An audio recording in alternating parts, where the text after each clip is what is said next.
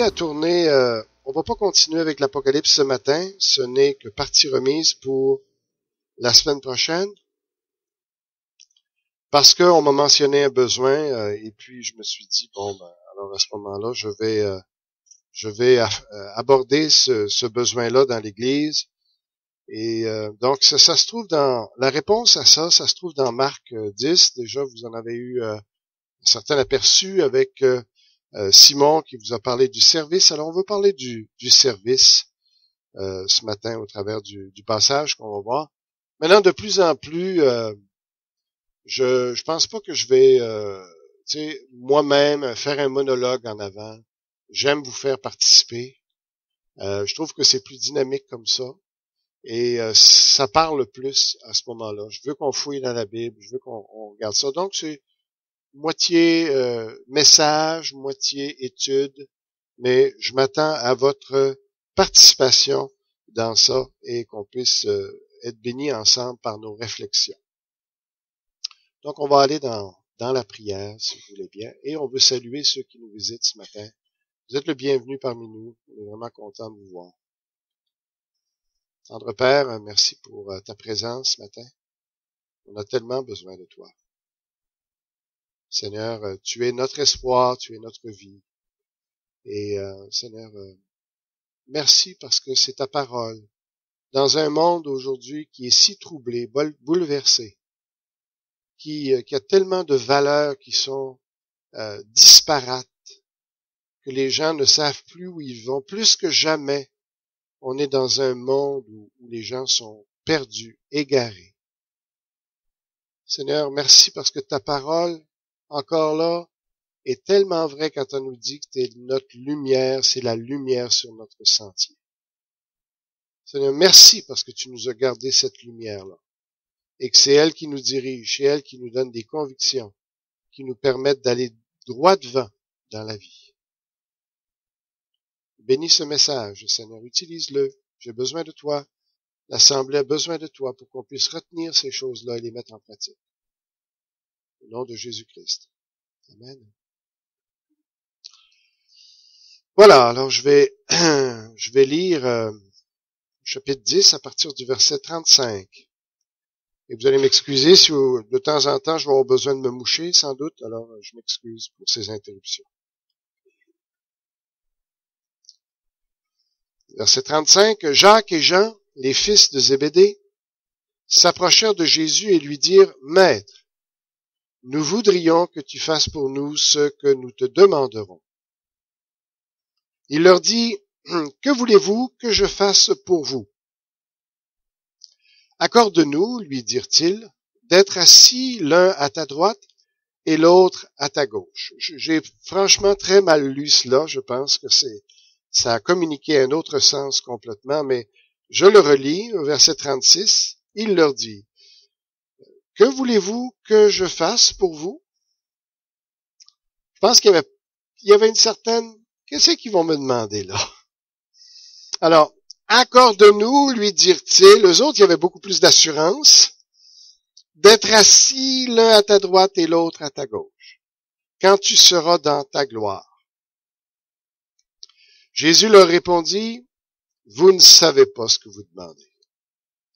Pouvez-vous boire la coupe que je vais boire, ou être baptisé du baptême dont je vais être baptisé? Nous le pouvons, dirent-ils. C'est désespérant. Jésus leur répondit, vous boirez en effet la coupe que je vais boire, et vous serez baptisés du baptême dont je vais être baptisé. Mais quant à être assis à ma droite ou à ma gauche, cela ne dépend pas de moi et ne sera donné qu'à ceux pour qui cela est préparé. Après avoir entendu cela, les 10 autres commencèrent à s'indigner contre Jacques et Jean. Jésus les appela et leur dit, « Vous savez que ceux que l'on considère comme les chefs des nations dominent sur elles et que leurs grands les tiennent sous leur pouvoir? Ce n'est pas le cas au milieu de vous. Mais si quelqu'un veut être grand parmi vous, il sera votre serviteur. Et si quelqu'un veut être le premier parmi vous, qu'il soit l'esclave de tous. En effet, le Fils de l'homme est venu non pour être servi, mais pour servir et donner sa vie en rançon pour beaucoup. » Ce verset, c'est peut-être un verset qui résume le mieux toute la pensée de l'Évangile et tout ce que Jésus fait et même tout ce qu'est la vie chrétienne. On va regarder ça ce matin et puis je vais demander, parce que ma commande m'a lâché. Alors, on va juste se préoccuper des mots parce non seulement c'est important de bien comprendre le français, mais parce que c'est la parole de Dieu et que chaque mot est choisi pour nous transmettre la vérité. Alors, c'est là que je vous pose la question. Le « en effet », qu'est-ce qu'il veut dire? Quand on réfléchit à ça. Le « en effet », qu'est-ce qu'il implique? Nicole. En effet, j'ai 4. Ah ben. Probablement car c'est une conclusion. Oui. Ça conclut que Jésus est venu vraiment pour donner l'exemple de la vie chrétienne. C'est qu'on veut être comme lui. Alors, lui, il nous a donné le nom d'exemple de ce que c'est que la vie chrétienne, de servir le Seigneur de tout notre cœur. Et lui, il s'occupe du reste, s'occupe de la justice, que ça va, les répercussions de ça. OK, merci. Merci. Est-ce qu'il y en a d'autres qui voient autre chose dans ce « en effet » ou « car ». Oui, Simon. En effet, ça vient un peu expliquer ce qui a été dit avant. Ça précise un peu. Parlez fort, hein, parce que de toute façon, j'ai l'intention de demander au conseil si on peut installer des micros parce qu'il faut penser à nos frères et sœurs qui n'entendent pas bien, s'il vous plaît. Donc, en effet, ici, c'est le thème, en effet, ça explique un peu ce que ça vient préciser, ce qui a été dit avant. Oui. Alors, c'est une conclusion, on est d'accord? C'est plus qu'une conclusion, OK? Parce que c'est vraiment plus une motivation qu'une conclusion, OK? Parce que, tu sais, d'habitude, une conclusion, c'est que ça fait une espèce de résumé à la fin de ce qui vient d'être dit, et finalement, tu rassembles les éléments qui ont été dits, et tu fais quelque chose de plus résumé, tu conclus quelque chose. C'est pas exactement ça ici. C'est vraiment une motivation davantage. Mais avant que j'aille plus loin, je vais... Oui.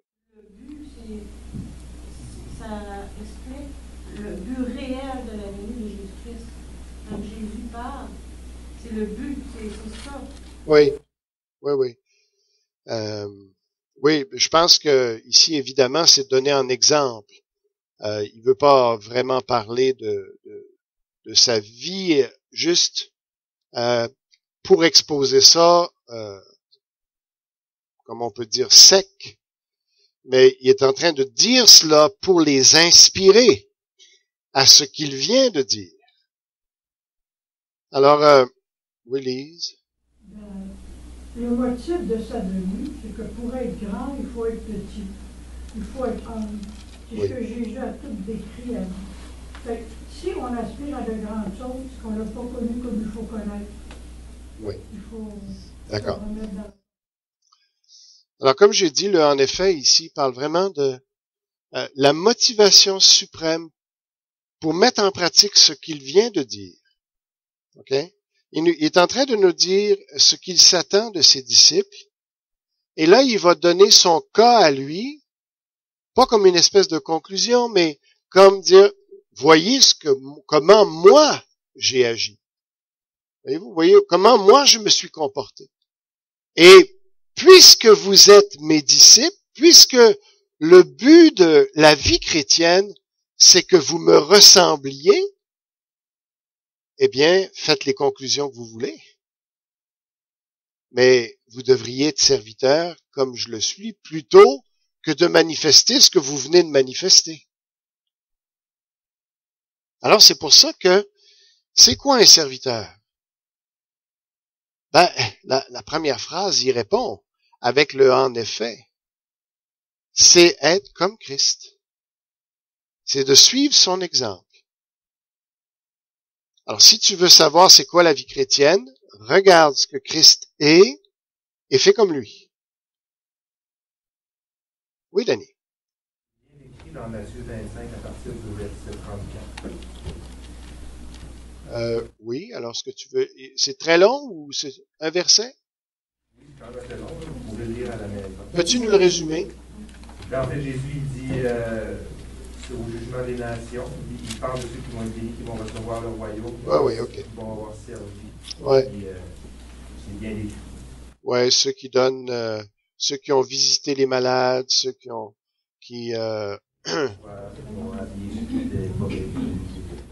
Donc, on voit encore là, ouais, c'est bien. Alors, prochaine diapositive, s'il te plaît.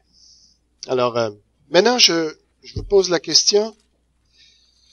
En effet, et l'autre phrase, c'est « Le Fils de l'homme est venu ». J'aimerais que vous me disiez, qu'est-ce que ça veut dire, ça? Le Fils de l'homme est venu, et qu'est-ce que ça implique? Il y a beaucoup de choses là-dedans. Oui, qu'il était homme. D'accord.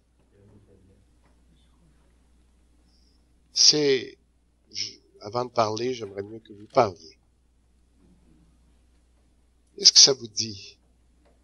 Il y a quelques vérités assez profondes, une particulièrement qui est extrêmement profonde quand il dit cela ici. Il est venu, c'est son but, il est venu pour le but. Oui, OK. C'est bon. Je vais donner l'occasion à d'autres. Alors, j'aimerais votre participation. Si vous avez une idée, si vous n'avez pas d'idée, c'est sûr. Il est venu pour nous sauver. Ah oui. Nous donner l'exemple. Mais par rapport au service, il y a quelque chose là-dedans qui est par rapport au service. Exactement. OK? Il a quitté sa gloire. Bon, d'abord, l'expression « fils de l'homme », c'est un idiome hébraïque. C'est une expression qu'ils ont, eux, pour dire que Jésus est tout à fait homme. Quand tu dis qu'il est le Fils de Dieu, il est tout à fait comme Dieu. Quand on a dit de Judas qu'il est le fils de la perdition, c'est qu'il incarne en lui-même tout ce qu'on peut imaginer qui perd les gens. Ben lui, il l'avait incarné, Judas. OK? Fils de, c'est simplement dire, c'est tout à fait pareil, tu sais, c'est comme un descendant, t'es semblable à celui qui t'a engendré. OK? Alors Jésus dit, en prenant cette expression-là, mais il y a beaucoup de contenu théologique dans juste cette expression-là, parce que dans le livre de Daniel, il est question du Fils de l'homme qui va venir, parce que c'est un terme messianique. Ce que je veux dire, c'est un terme que les Juifs connaissaient, qui était parmi tous les termes qui étaient employés pour parler du Messie. Il y en avait un était particulièrement, qui passait inaperçu. On le retrouve pas beaucoup dans l'Ancien Testament. On le retrouve dans le livre de Daniel. Et c'est justement par celui-là que Jésus s'est toujours désigné. Voyez-vous? C'était celui qui parlait du Messie, mais le plus subtilement possible. Vous comprenez l'idée? C'est qu'il se cachait. Quand il parle du Fils de l'homme, il se dévoilait, parce que c'était déjà dans l'Ancien Testament qui avait prophétisé que le Fils de l'homme viendrait et que c'était le Messie. Le Messie, c'est le grand roi sauveur des Juifs qui va amener un monde nouveau, puis qui va mettre la nation juive au premier plan sur la terre, qui va les libérer de leurs ennemis. C'est ça le Messie, le Christ. Mais il y avait une expression qui était le Fils de l'homme. Et c'est intéressant de voir que Jésus, pour se désigner, a employé cette expression-là qui est utilisée que très rarement et qui a pas de saveur, qui est pas flamboyant. Voyez-vous? Il dit, je suis le Fils de l'homme. Je suis pleinement homme. Mais il veut dire plus que ça. Il veut dire que, en utilisant un terme aussi vague, aussi perdu, si on peut dire, dans la parole, il est en train de dire justement que il est petit, et ceux qui vont le trouver, c'est ceux qui le cherchent. Il n'a pas employé un terme flamboyant. Il a utilisé un terme vrai, mais qui en même temps le cachait. Et que c'est seulement ceux qui voulaient le connaître, Dieu, qui allaient découvrir qui était véritablement ce Fils de l'homme-là. Mais il y a plus que ça. Ce qu'il veut dire ici, c'est que ce que Danny a dit très bien, c'est que le Fils de l'homme est venu. Et il est en train de dire, vous savez, j'existe moi déjà d'avant. Je suis venu dans ce monde. J'ai quitté la gloire. J'ai quitté tout ce que j'avais pour venir dans ce monde vous chercher. Il n'y a personne qui a fait autant de sacrifices pour venir, pour s'humilier et pour venir pour sauver l'humanité. Personne. Personne n'a quitté autant que lui pour venir nous sauver. Alors, quand il dit cela, il faut prendre ces termes-là, réfléchir, de dire, wow. Et ça nous interpelle parce que on devrait, au travers de ça, se dire, qu'est-ce que moi je suis prêt à quitter pour le salut des gens? Quand on voit ce grand exemple-là, ça veut dire, il n'y a plus d'excuses après. Je n'ai plus d'excuses. Je ne peux plus dire à Dieu, mais c'est trop tard, je suis trop vieux, c'est trop cher, ça va prendre trop de temps. Quand tu regardes ça à la lumière de ce que Jésus a fait, tout ça tombe. Vous me suivez, vous comprenez bien? OK. On va continuer. Qu'implique pour nous, non pour servir, non pour, oh, excusez, j'ai manqué le être, non pour être servi, mais pour servir. Et ça, Jésus frappait dans le mille, n'est-ce pas? Parce que ici, on exprime deux modes de vie complètement séparés.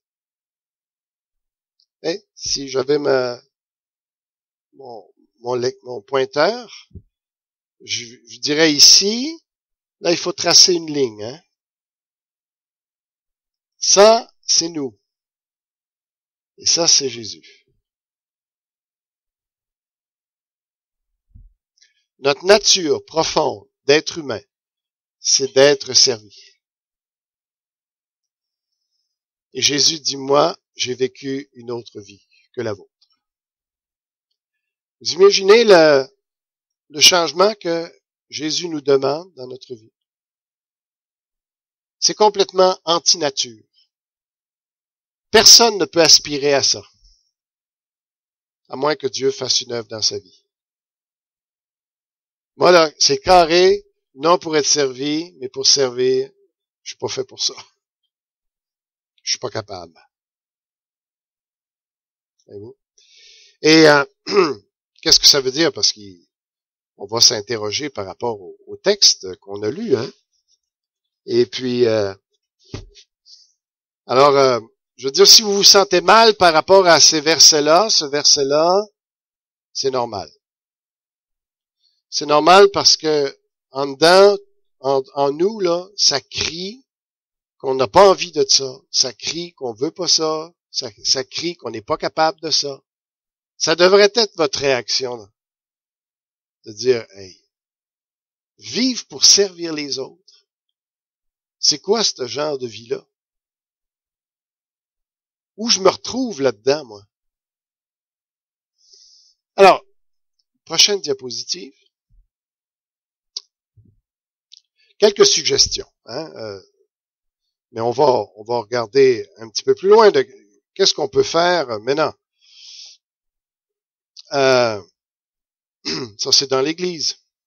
Bien sûr que le service chrétien ne se limite pas dans l'Église. Ça commence à la maison. Hein, et c'est totalement un autre style de vie. C'est...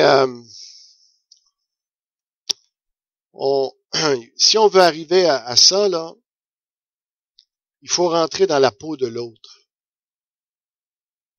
Parce qu'on est très, très conscient de nos besoins, n'est-ce pas? On est très conscient de nos douleurs. Moi, je suis très conscient de mes narines ce matin. Je suis très conscient de mes poumons, de ce que je ressens. Et dans notre monde, on nous dit, écoute ton corps.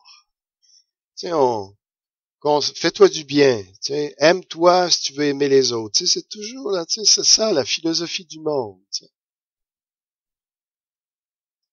Et si on veut arriver à servir les autres de la bonne façon, il faut finalement qu'on puisse entrer en eux. Quand on prend des décisions, quand on dit non, j'ai pas envie de le faire, attends, ça m'intéresse pas, etc. Souvent, ce qu'on a en vision, c'est comment on se ressent par rapport à la situation. Je sais pas, moi, ton épouse te demande d'aller chercher, si tu peux aller chercher du lait, tu sais, au dépanneur parce qu'il n'y en a plus. Première réaction, dire comment je me sens. Est-ce que je me sens fatigué? Et si je trouve que je me sens fatigué, peut-être que je vais dire, probablement que je vais dire non, je vais y aller demain matin. Mais si je me mets dans la peau de l'autre, je me dis, elle ou les enfants, qu'est-ce qu'ils vont vivre si je n'y vais pas maintenant? Alors là, c'est un mode de pensée qu'il faut apprendre et que Dieu veut développer en nous. Ce n'est plus qu'est-ce que ça te fait à toi, mais qu'est-ce que ça fait à l'autre si tu ne prends pas, ou si tu prends peu importe la décision que tu prends. Mais on a à réapprendre complètement. C'est une autre vie. De se mettre dans les bottines de l'autre. De dire, si je prends cette décision, qu'est-ce que ça va faire sur elle? Et qu'est-ce qu'elle va ressentir, elle ou lui, si je prends cette décision-là? Et ça, ça bouleverse. Et c'est à ça qu'on est appelé. Alors, d'abord, on est appelé à des serviteurs à la maison. Servir notre épouse, de voir à ses besoins. Corinthiens va en parler. Il dit, vous êtes là pour voir aux besoins de votre épouse. Les enfants, servir. Ça, c'est ça.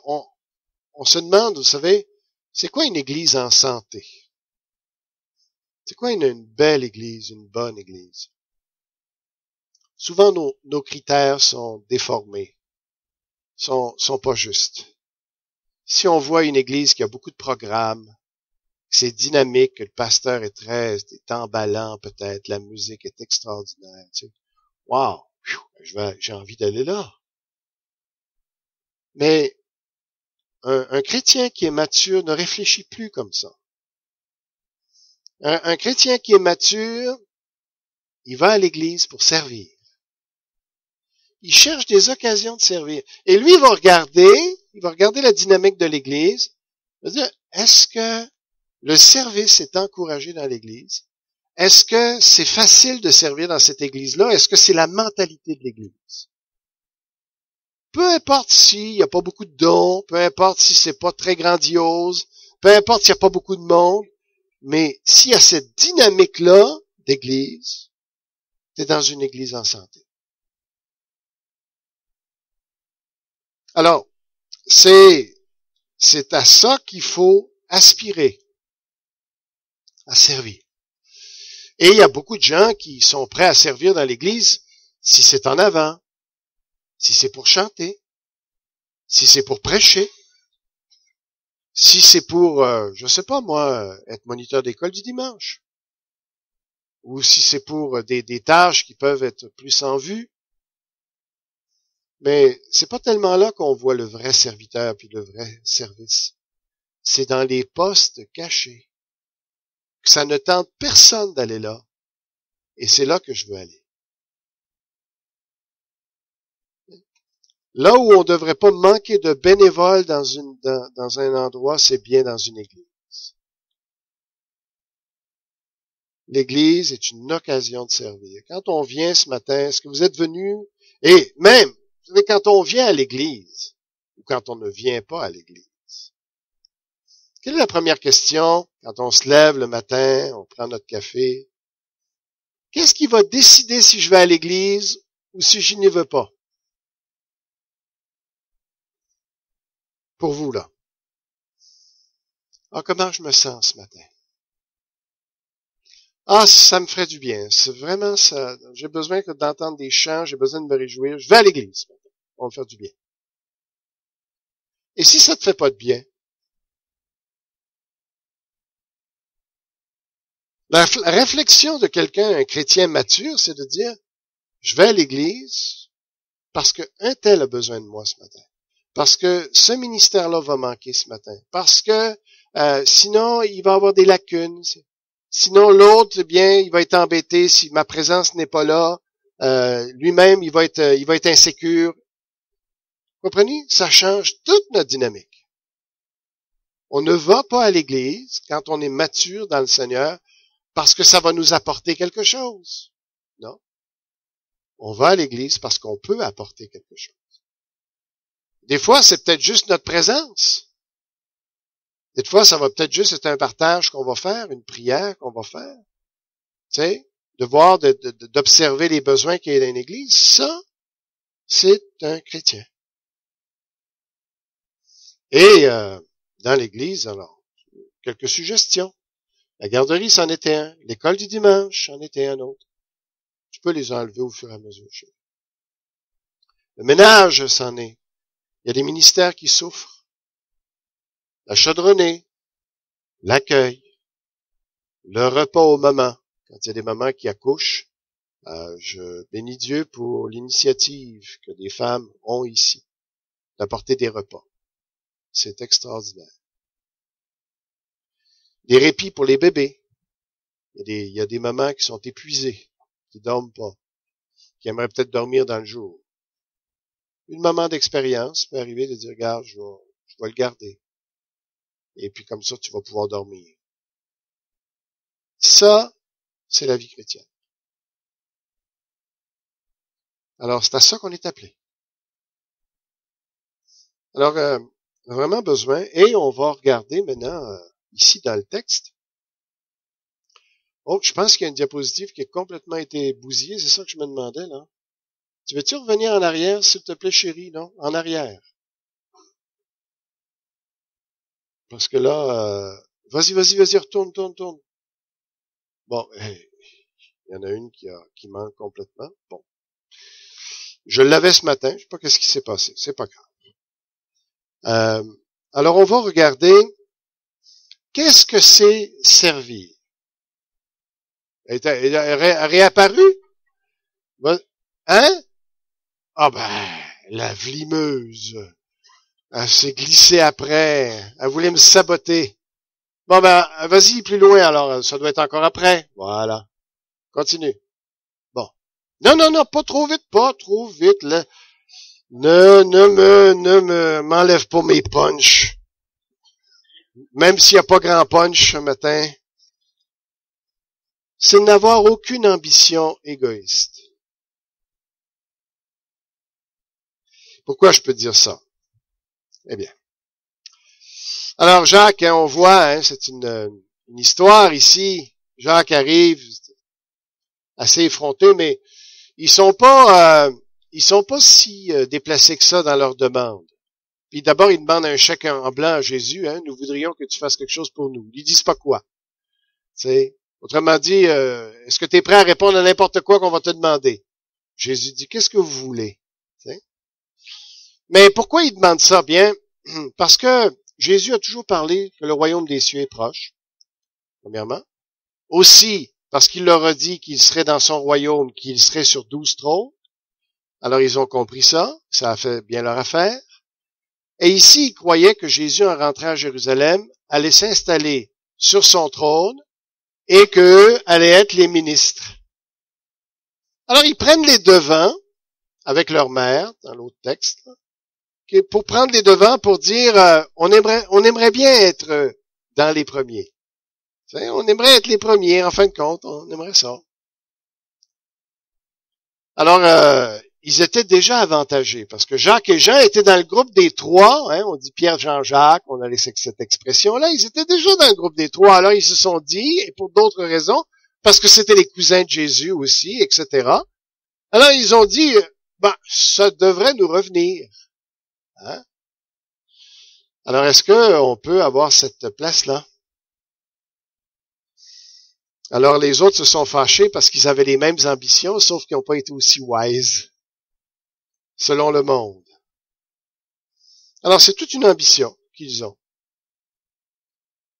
Mais ça semble être contradictoire avec le fait de servir. Mais ça a des grandes... Parce que si tu as des grandes ambitions dans ta vie, si on ne fait pas attention, ça nous empêche de servir. Tu sais, quand ton programme de vie, là, c'est d'être disponible aux autres. Quelle grande ambition que tu peux formuler au travers de ça. Oui, mais ça veut dire être disponible, d'accord. Ouais, mais c'est pas une ambition, ça. C'est contraire aux ambitions, parce que quel programme tu peux avoir si il faut que tu sois au service de ton patron? Tu sais, t'es une secrétaire, mettons, là, et puis elle pourrait avoir l'idée d'écrire un livre, je sais pas, moi, n'importe quoi, de restructurer la compagnie et tout ça, pour avoir des grandes ambitions. Mais si son patron, lui, s'attend à ce qu'elle soit là n'importe quand que lui a besoin, la seule ambition qu'elle peut avoir, c'est d'être au service. Puis elle attend. Puis si elle fait quelque chose à côté, ça sera jamais en conflit avec son service. Alors, vous pouvez, mais on n'est pas dans cet évangile-là, en Amérique du Nord. On est dans un évangile d'ambition. Voix grand et des grandes visions, vous entendez ça, là, tu sais. Mais est-ce que c'est pas contradictoire avec l'évangile, ça? Je soupçonne qu'il y a des églises qui, sans s'en rendre compte, passent complètement à côté de l'évangile. Et qui sont en train de nourrir l'ego des gens. En leur promettant des bénédictions, dans le fond, ils sont en train de nourrir l'ego. Alors que Jésus, ici, il n'y a rien d'égoïste là-dedans. C'est ça ton programme. Je veux que tu sois disponible aux autres. Ça, moi, je trouve ça embêtant. Parce que j'ai des projets de livres, j'ai des projets d'écriture, j'ai des projets d'études. Puis j'aime pas toujours qu'on me dérange dans mon bureau. Parce que j'ai peur de perdre mon idée, ou j'ai peur de perdre le fil de ma pensée, ou j'ai peur que mon plan, quand est-ce que je vais pouvoir y revenir? Est-ce que je vais être à temps? Est-ce que je vais avoir fait mes études en temps? Mais je peux avoir une mauvaise attitude à ce moment-là. Faire sentir aux gens qu'ils me dérangent. Mais il faut pas que je perde de vue que Si Dieu veut que j'écrive des livres, j'en écrirai. Si Dieu a besoin de mes livres, il les fera écrire. Mais il ne faut pas que je perde de vue que mon but premier, c'est de servir. C'est pas facile. C'est pas facile, parce que souvent on arrive en conflit avec d'autres choses. Oui. En fait, je pense que Dieu nous demande, il ne nous dit pas de ne pas avoir d'ambition, il veut juste pas que ça soit des idoles dans nous. Je suis tout à fait d'accord avec toi. Je l'ai dit d'ailleurs. On peut avoir des ambitions, mais à condition que ça ne vienne pas nous empêcher de servir, que ça ne vienne pas nous empêcher de voir les besoins et d'être disponible aux gens. Ce qui est intéressant, c'est de regarder la vie de Jésus. Comment on le promenait dans les évangiles, comment on faisait appel à lui et qu'il se revirait de bord. T'as besoin que j'aille chez ta fille? OK, je vais aller chez ta fille. T'as besoin ici? Tu sais, il se faisait arrêter, il se faisait toucher, il se revirait de bord. Tu sais. On voit un homme qui, malgré qu'il avait le but, c'est de mourir à la croix, d'amener son royaume, il a toujours été au service des gens. Et c'est ce qu'on a besoin d'être. Au service. Alors, autre chose, c'est refuser de contrôler. Wow. Qui n'aime pas contrôler les autres? Pour, on le dit pas toujours, mais pour finalement que nos besoins soient satisfaits. Ce que Jésus nous dit, quelque chose qui est très difficile pour nous d'avaler, là, c'est que si tu te mets dans le mode service, tu vas être la personne la plus heureuse qui soit. Alors que notre chair, notre vieil homme nous dit, non, fais-toi plaisir, là tu vas être heureux. Et le monde n'arrête pas de se faire plaisir, ils sont jamais heureux.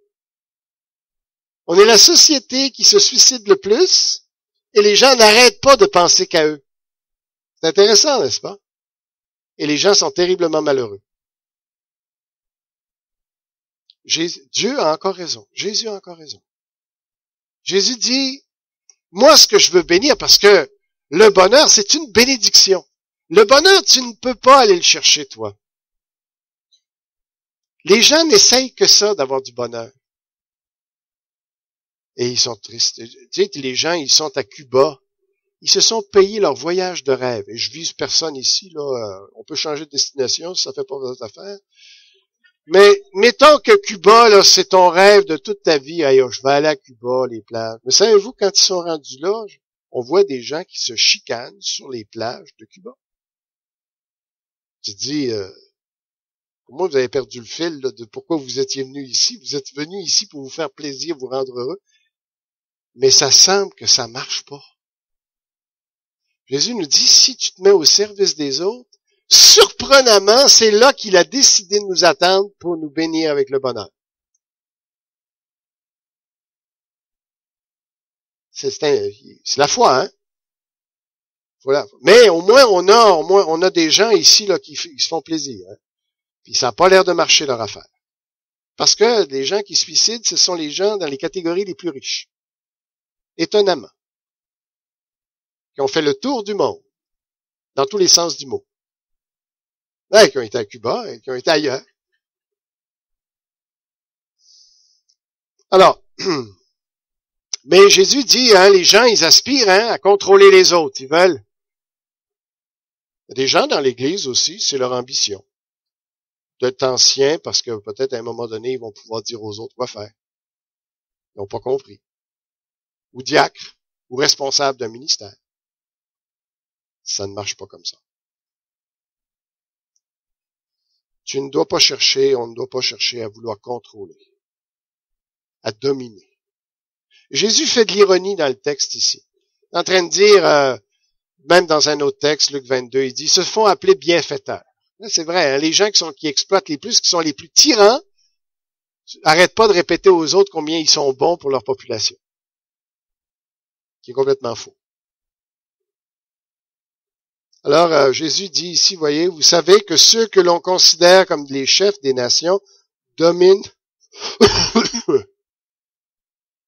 sur elles et que leurs grands les tiennent sous leur pouvoir. Nous, on n'est pas appelés à faire ça. On est appelé vraiment, et plus on grandit dans une église, d'échelon, plus ça veut dire que tu accèdes à un niveau supérieur de service. Plus ça veut dire que tu t'exiges des choses pour les autres. Plus ça veut dire que tu renonces à toi. Alors, si on n'est pas dans ce mode-là, ne pensez pas gravir les échelons. C'est seulement ceux qui aspirent à se mettre sous les autres qui devraient s'élever dans l'Église. Oui. Donc, le verset 44 le dit bien. Donc, Jésus n'est pas contre les grandes ambitions, mais il précise ici, dans le verset 44, quiconque veut être le premier parmi vous. Il sait qu'il y a beaucoup qui désirent être premiers. Alors, il dit, bon, qu'il soit l'esclave des autres. Ça, être l'esclave des autres, ça pose beaucoup de questions, hein, parce que est-ce que ça veut dire que je vais accepter n'importe quoi qu'on va me demander et tout ça? Tu t'exposes, là, tu sais, aïe, dans quoi je tombe, là? Mais, je pense humblement que lorsque tu vois un besoin qui est supérieur au tien, tu devrais lui donner priorité. Ça ne veut pas dire qu'on écoute tout ce que les gens voudraient nous imposer. Tout ce qu'ils voudraient qu'on fasse. On n'est pas non plus appelé à être des mauviettes, appelés des guenilles ou des gens non. Mais il faut au moins avoir le réflexe de dire, est-ce que son besoin est plus grand que le mien? Si la réponse est oui, eh bien, Dieu t'appelle à renoncer à ton besoin pour le besoin de la personne. On peut continuer. C'est voir les autres au-dessus de soi, parce que ça commence d'abord dans l'intellect. Hein. Si tu as l'impression que les gens, tu les méprises, tu n'arriveras jamais à les servir si tu les méprises. Il faut d'abord qu'il y ait un renouvellement intellectuel où Dieu te montre que les gens sont vraiment importants. L'autre, c'est accepter l'exploitation. Oui, parce que quand tu te mets à être esclave de tous, c'est quelque chose. Voyez-vous, juste pour donner une illustration de les disciples, quand ils ont été dans le jardin de Gethsémani avec Jésus, Jésus leur a reproché de dormir, pendant que lui souffrait abondamment. Sans doute qu'eux autres, ils ont écouté leur corps. Ils étaient toute la journée, ils avaient suivi Jésus, ils avaient fait du ministère et tout ça, tu sais. Et eux autres, ils trouvaient légitime de s'endormir sur le bord d'un arbre. Parce qu'écoute, la journée qu'on a eue. Alors, à partir du moment où ils ont regardé à l'intérieur comment ils se sentaient, ils ont dit, on fait pas de mal de dormir quand même, là, après une journée comme ça. Mais le point, c'est que Jésus, lui, était en train de subir l'agonie. Et s'ils s'étaient mis dans les bottines de Jésus, quand Jésus leur a demandé, partagez ce moment-là avec moi parce que c'est vraiment pas facile. S'ils avaient compris ce que Jésus vivait, ils auraient été capables de pas dormir. Puis ça, y a-tu quelque chose, en tout cas, moi, là, quand je suis fatigué, là, j'ai le goût de dormir, là, tu risques à 95%, si c'est pas à 99%, que j'écoute pas ben ta requête. Parce que ça crie fort en dedans. Alors, c'est tout un défi que l'on a et c'est pour ça qu'on n'y arrivera jamais si la grâce de Dieu n'est pas là. Plus j'avance avec le Seigneur, plus je me dis, je lisais hier Ésaïe 58. Je regarde ça, je me dis, oublie ça, moi là, j'ai quitté le programme après une ligne. Tu sais, quand tu dis de prendre des pauvres, là, puis tu te dépouilles, et puis tu... Attends une minute, là, je suis pas prêt à faire n'importe quoi, moi, là. Puis, plus j'avance, plus je lis la Bible, plus je me dis, Seigneur, t'es pas sérieux. Je ferais jamais ça, moi. Puis c'est là qu'on crie à Dieu, puis on dit, là, j'ai vraiment besoin de ta grâce. Si vous lisez votre Bible, puis vous vous dites, Non, ça se peut pas qu'il nous demande ça. Ça se peut pas qu'il nous demande ça. Vous comprenez bien. Vous avez bien compris la Bible. Parce que c'est totalement impossible à nous de faire ça, servir les autres. On ne peut pas. Et il faut même pas essayer parce que ça va devenir un calvaire. Il faut que Dieu le fasse en nous. Seigneur, moi je suis là, de plus en plus, je suis là, Seigneur, donne-moi ta grâce, donne-moi ta grâce, donne-moi ta grâce. Il y a juste ça que j'ai envie d'entendre puis de recevoir, la grâce de Dieu. Parce que je ne suis pas capable. N'essayez pas de vivre la vie chrétienne ce matin, par vos forces. Vous allez devenir extrêmement irritable. Vous allez en vouloir à tout le monde. Vous allez devenir un pharisien qui écœure tout le monde parce qu'il y en a là des chrétiens. Parce que c'est tellement exigeant. Si Dieu n'est pas en train de te porter, de te faire les choses, tu vas t'épuiser, tu vas développer de l'amertume, tu vas développer de la colère, tu vas tout sacrer cela. Pourquoi est-ce qu'à un moment donné, on voit des chrétiens qui marchent, c'est les modèles, mon ami, c'est des, tu dis, ah, ils sont inspirants, ceux-là, là, des vies rangées, puis à un moment donné, là, ils craquent. Pouf! Puis là, tu comprends plus rien, il veut plus rien savoir. Parce que, il a pris tout ça sur ses forces à lui. Puis à un moment donné, ça fait un bout de ça. La grâce. La grâce. Ceci est une bonne nouvelle seulement si Dieu le fait en nous. C'est tout. Et moi, je vous le dis tout de suite, moi, je suis pas capable de vous servir. Comme vous souhaiteriez que je vous serve, je suis pas capable. Mais je vais le demander à Dieu, par exemple. Et je vais le supplier. Puis si vous voulez faire quelque chose de bien pour moi, là, suppliez Dieu qui m'accorde sa grâce. Puis à Serge aussi. Parce qu'on est dans une position qui n'est pas facile. Parce que c'est de laver les pieds de tout le monde. Pas un poste de gloire. J'ai terminé ici. Le temps m'avait assez entendu ce matin. Alors que Dieu vous bénisse et que Dieu nous bénisse, que Dieu nous accorde sa grâce. Le cadeau immérité de pouvoir marcher avec lui. Oui, Nicole. Ceux qui viennent pour la réunion, c'est après, pour le dîner, il reste des victuailles d'hier. Fait que ceux qui veulent dîner ici, ben, il reste du spaghetti, de la sauce et du dessert. Est-ce qu'on peut demander plus? Pour les membres du conseil, pas ceux qui ont la réunion OK. Tendre Père, que tu puisses nous accorder ta grâce, nous aider à servir comme on doit servir, Seigneur, à voir les besoins. Donne-nous un discernement pour voir, pour voir les besoins qui sont autour de nous, Seigneur. Pour qu'on ait à cœur de soulager dans la mesure où tu nous demandes de le faire. Dans le nom de Jésus. Amen.